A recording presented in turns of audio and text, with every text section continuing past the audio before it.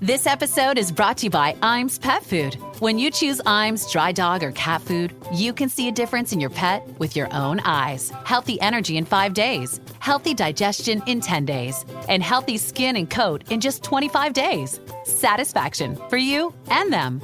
Guaranteed or your money back. Feed Iams dry dog or cat food and see a visible difference. Visit iams.com/difference to learn more. Want to shop Walmart Black Friday deals first? Walmart Plus members get early access to our hottest deals. Join now and get 50% off a 1-year annual membership. Shop Black Friday deals first with Walmart Plus. See terms at walmartplus.com. Money decisions don't have to be either or. With Bank of America, they can be yes and. Like yes to sunny vacations and rainy day funds. Can our digital tools and guidance help you create the future you want? Yes. And help you keep enjoying today, too. Do more with a bank that asks, what would you like the power to do? Explore our tips and more at bankofamerica.com/yes and. I just MailChimped my marketing. You MailChimped your what? I MailChimped my marketing with AI to create an effective marketing campaign in minutes. No, MailChimp and Way. Yes, MailChimp and Way. Now I can hyper-personalize my campaigns across email and SMS. You can do all that with MailChimp? What did I just MailChimp and say? MailChimp your marketing with the #1 AI-powered email marketing and automation platform, Intuit MailChimp. #1 based on publicly available data on competitors' customers. Plans vary. SMS available as add-ons. Visit MailChimp.com.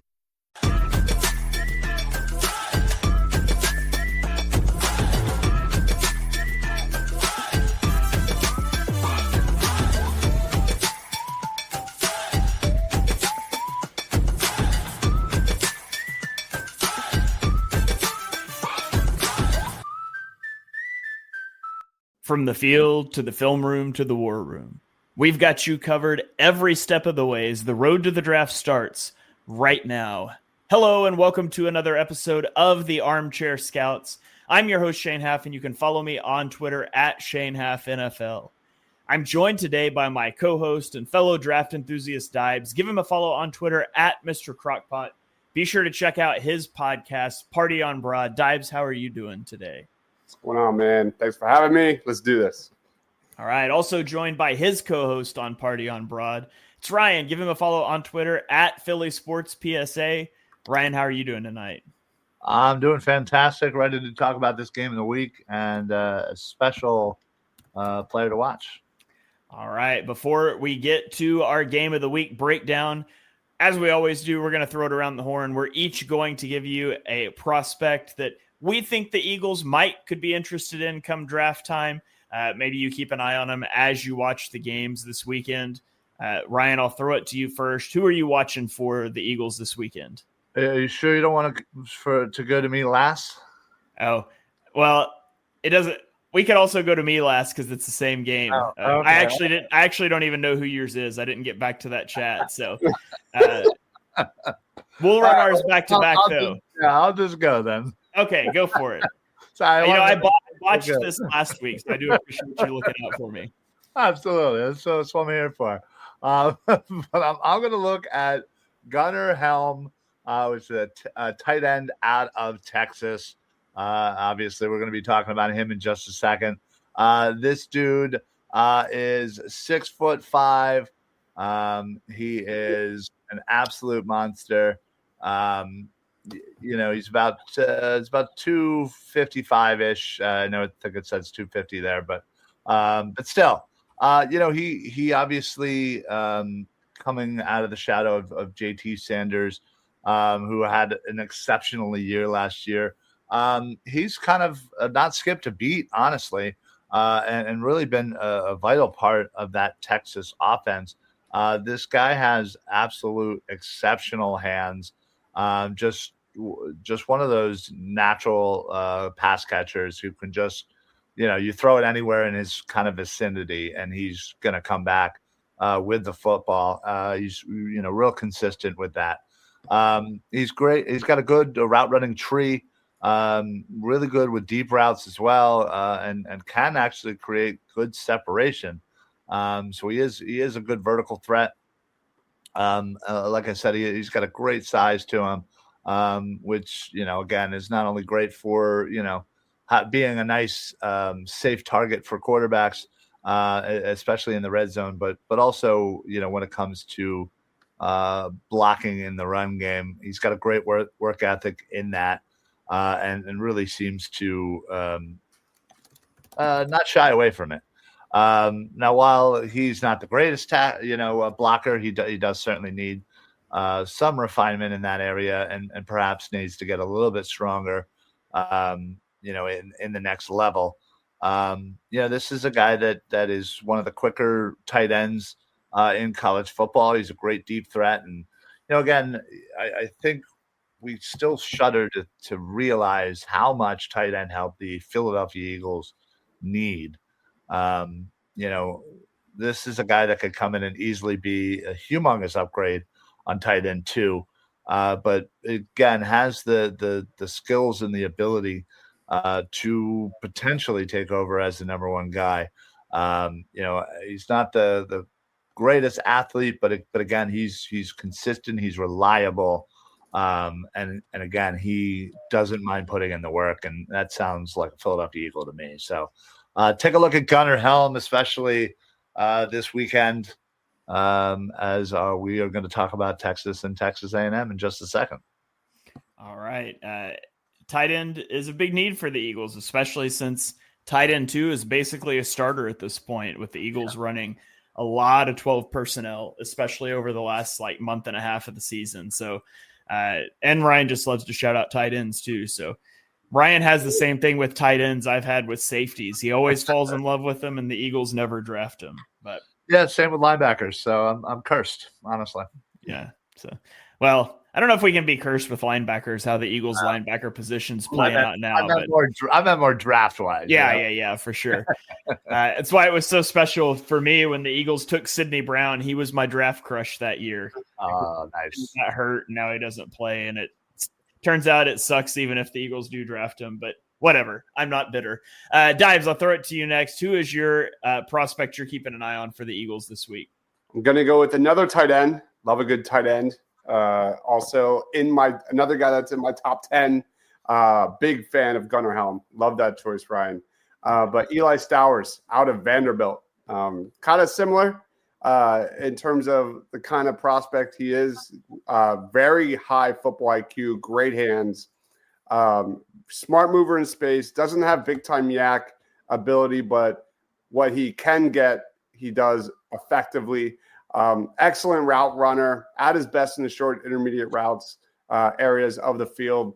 He's a former quarterback for Vanderbilt, and that's most noticeable in his all-around lack of physicality. He's not a blocker. That is a major issue. He doesn't stick defenders really well. Technique needs to get better, and that lack of physicality absolutely carries into his routes, struggling against press coverage.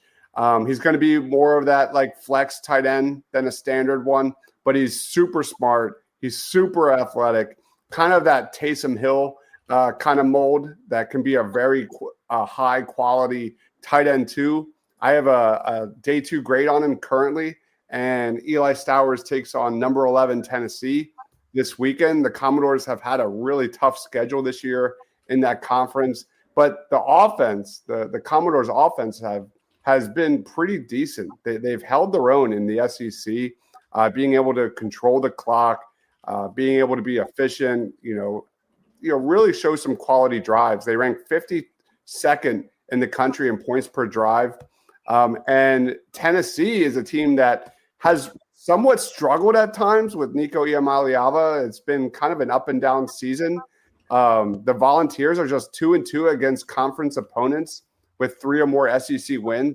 We've already seen the Commodores take down Alabama, number 1 Alabama in a previous week. Don't count out Vanderbilt, who is currently playing spoiler. So Eli Stowers, Gunnar Helm, those are 2 really good names to know in that day 2 range if you're looking for a tight end. All right. So there you have it. A couple of tight ends that maybe the Eagles could be interested in. I'm going to go to another position, but I'm going to stay on the offense. And we'll go back to Texas and talk about offensive tackle Cameron Williams.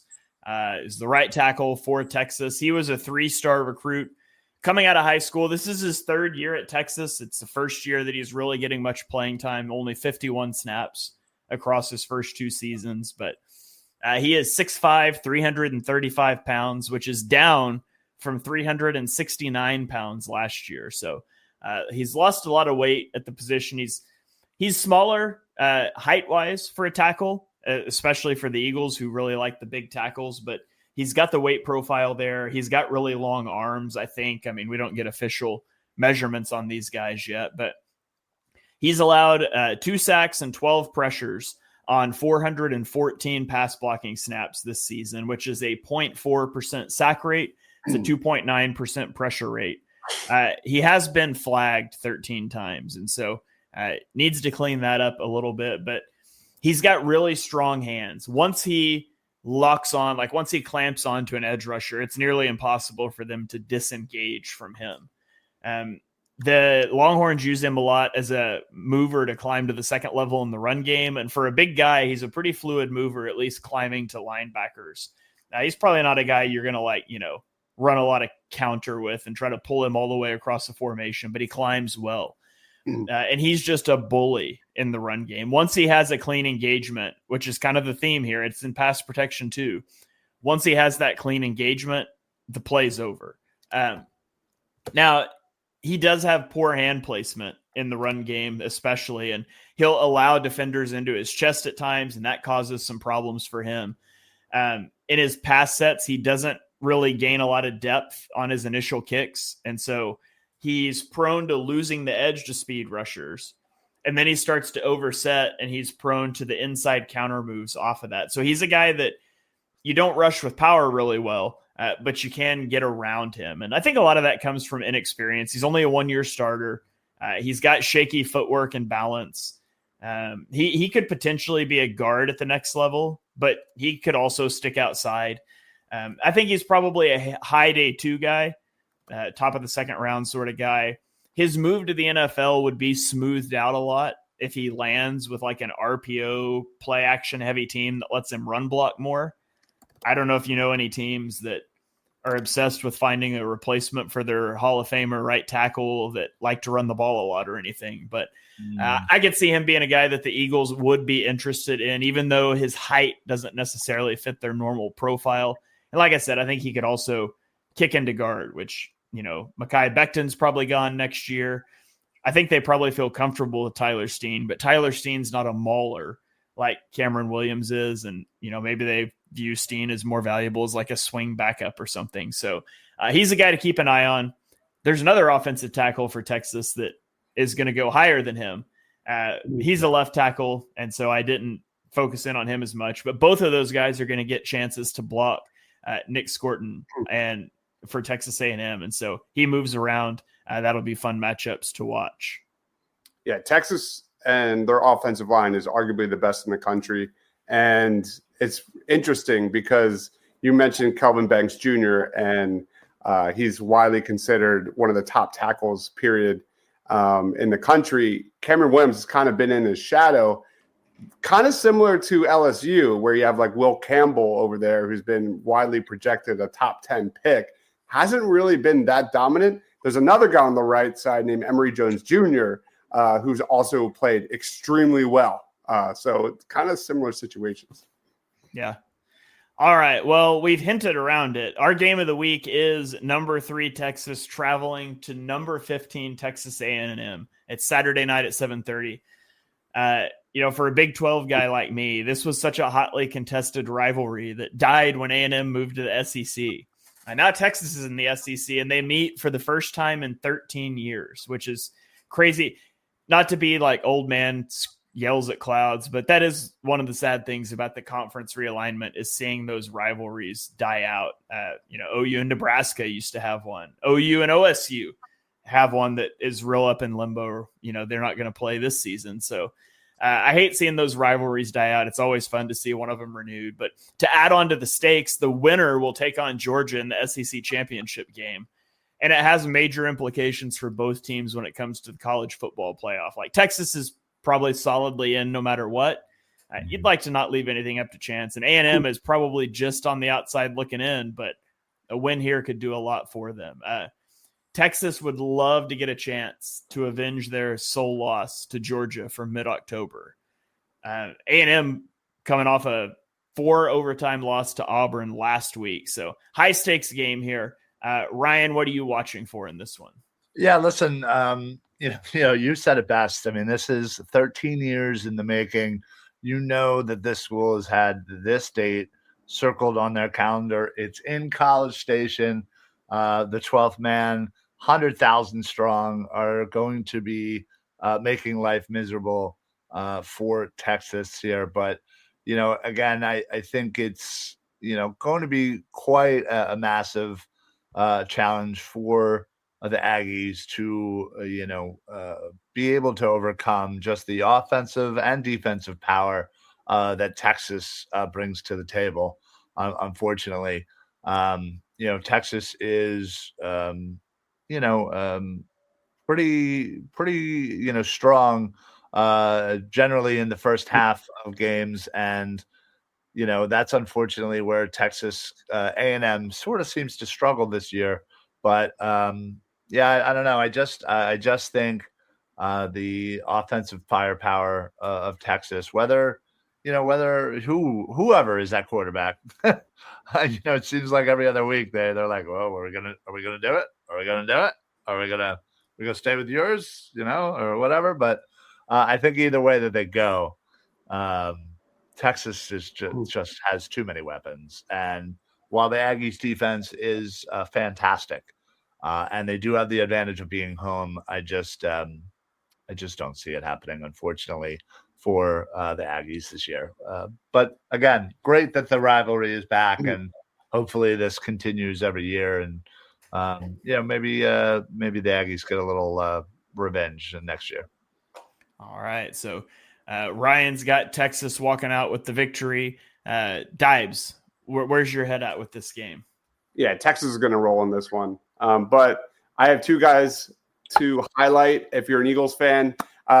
One, the Eagles probably won't be able to draft because he's going to go in the top 10. But it's worth mentioning, strange things happen. Quinyon Mitchell falls. Jalen Carter falls. You never know. Cooper DeJean somehow is in the first-round pick. It happens. But the other guy is not draft eligible, but if you're going to be watching the game and you love linebacker play, you have to watch. Leading off, Nick Scorton out of Texas A&M. He's a beast. He's a straight beast. One of my, arguably, if not my favorite prospect in this entire draft. Amazing run defender, 6'4", 285, but amazing athlete. He's got a huge frame, excellent play strength. He dominated against Will Campbell and Emory Jones in that game against LSU. One of the best run defending edge rushers in this class. Doesn't have elite bend, but man, he's just a disruptor. He's got excellent power, excellent length, excellent power, pass rusher, everything. So in terms of checking off the boxes, he does a lot. The other guy I want to bring up is Anthony Hill Jr. out of Texas. This guy is a flat-out stud. Very reminiscent to, like, if you're watching a Georgia game and Jalen Walker just pops. He seems to be always around the football, whether that's coming off the edge or as a linebacker. Anthony Hill does a lot of the same kind of stuff. He actually was once committed to Texas A&M before flipping to the Texas Longhorns. He's got 79 tackles, 7.5 sacks on the year, is one of their best pass rushers. He was just named co-defensive player of the week in the SEC for the second time. And he's the leader of a Texas defense that ranks second in the FBS in total defense, passing yards allowed, passing efficiency defense, passes intercepted, first down defense. This Texas defense is legit. And what's crazy is he was actually recently snubbed from being a finalist for the Butkus Award for one of the top defenders in the country, man, which is nuts considering he's the highest graded linebacker in the SEC this year. He's the only FBS linebacker with at least 70 tackles, 15 tackles for loss, 6 sacks, and 3 forced fumbles. This guy has been everywhere. And if you're an Eagles fan and you love some good linebacker play, make sure you keep an eye out on Anthony Hill, who is really fun to watch. Yeah, well, you had Ryan at linebacker play, so You really did. No, but I've known obviously about Hill for most of the season, and Dobbs is right. This guy is somebody that I don't even think you can kind of help it. Well, like when you watch Texas, you just naturally gravitate towards this guy because he is in every single play. Yeah. So it's absolutely a joy to watch this guy, and man, somehow, some way, I hope the Eagles can get him next year, or the following year when he comes. Your boy Barrett Carter was a finalist for that award. Yeah, I did see that. Yeah, that was good. Yep. Glad. Although again, it's shocking because I think Ford is certainly having a better year than Carter. So, and your boy Shane was also nominated. Yeah. Yeah. Stutman. Yeah, Stutzman. He should win everything. Give him everything. Give him everything. He deserves it for what he had to go through this year. Wow. All right. Well, do either of you guys have any final thoughts or any other things you want to shout out in the college football weekend before we get out of here? I actually, Shane, real quick, I wanted to know your thoughts on the Oklahoma game. I'm sure you were very torn because obviously you want Oklahoma to do well, but Jackson Arnold, you hate so much, and he had such an amazing game. He looked out of this world. I just wanted to know what your thoughts were about that. I don't think you'll often beat Alabama while throwing for 68 yards, but what they were able to do, running the ball really blew me away because that's been such a huge struggle for them all season. And it all started with the QB run game. Like Arnold was really effective as a runner in a way that he wasn't even used early in the season. And maybe that's a testament to why they changed play, why they fired their OC and changed play colors. Maybe it's a different season if it starts out differently. But yeah, I was floored watching the way they utilized him in the run game, watching the way that they shut down Jalen Milroe, who looked awful in that game. I think it ended up being 3 interceptions that he had. And it was like all they could do with him was run, and OU was just ready for that, blitzing the mesh point constantly. So I had fully prepared myself for OU to not make a bowl for the first time in 26 years. Oh, wow. And then they beat Alabama. So I guess we're going to go bowling and we'll see what happens. I still think that I would like a quarterback in the portal because I still just don't think Jackson Arnold has it as a passer, but sure. being able to do what he did on the ground against Alabama is certainly very impressive. So maybe there's still some hope for him. I still just haven't really seen it as a passer from him, though. I get it.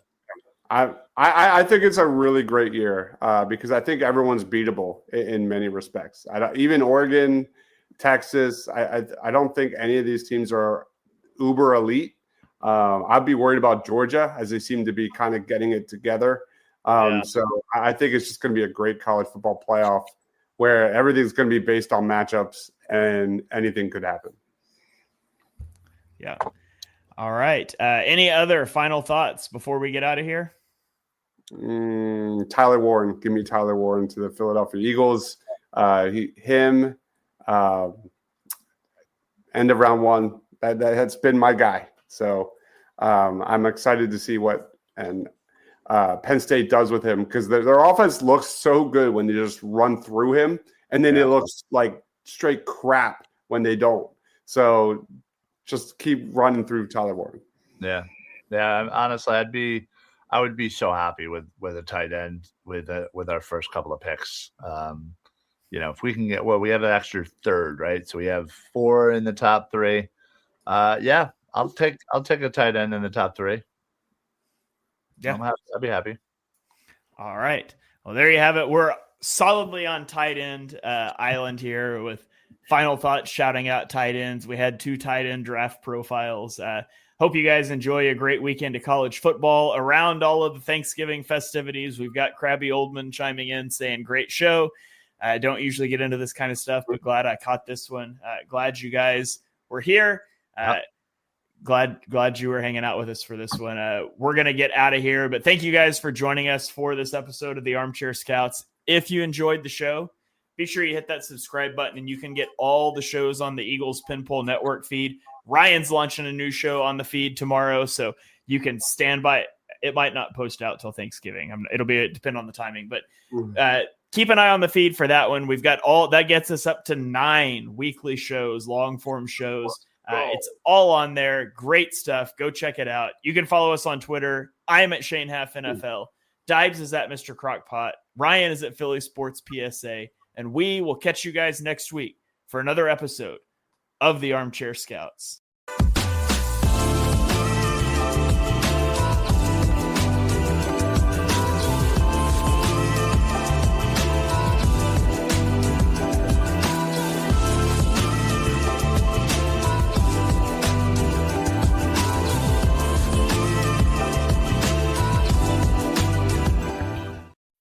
Just MailChimped my marketing. You MailChimped your what? I MailChimped my marketing with AI to create an effective marketing campaign in minutes. No, MailChimp and Way. Yes, MailChimp and Way. Now I can hyper-personalize my campaigns across email and SMS. You can do all that with MailChimp. What did I just MailChimp and say? MailChimp your marketing with the #1 AI-powered email marketing and automation platform, Intuit MailChimp. #1 based on publicly available data on competitors' customers. Plans vary. SMS available as add-ons. Visit MailChimp.com. Hey, it's Kaylee Cuoco for Priceline. Ready to go to your happy place for a happy price? Well, why didn't you say so? Just download the Priceline app right now and save up to 60% on hotels. So whether it's Cousin Kevin's Kazoo Concert in Kansas City, go Kevin, or Becky's Bachelorette Bash in Bermuda, you never have to miss a trip ever again. So download the Priceline app today. Your savings are waiting. Go to your happy place for a happy price with Priceline's Black Friday sale. Save now and travel later with our best deals of the year. Go to your happy price, Priceline. Big news! The Burger King Whopper lineup just got bigger. Now featuring the $1 Million Whopper Contest top 3. There's something for street corn stands, bourbon barbecue fans, and fried pickle lovers. You gotta try them. You rule your season today at BK. Have it your way. You rule. Participating U.S. restaurants. Limited time only while supplies last. Whole Foods Market has Thanksgiving gatherings covered. First things first, reserve your no antibiotics ever fresh whole turkey today, starting at $2.99 a pound. Or go with their organic spiral cut bone-in ham, full of seared-in flavor. For sides, choose Whole Foods Market grab-and-go platters. Go even further and get your whole meal catered. Just order online by November 26th. Get Thanksgiving ready at Whole Foods Market. Terms apply.